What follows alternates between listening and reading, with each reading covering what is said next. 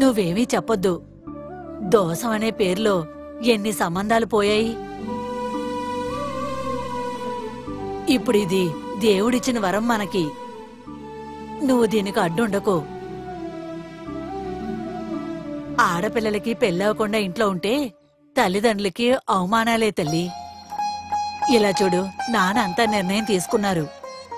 నువ్వు ఆయనకి ఎదురుగా ఏం మాట్లాడినా చేసినా సరే తర్వాతే ఇంట్లో స్థానం అనేదే నీకుండదు.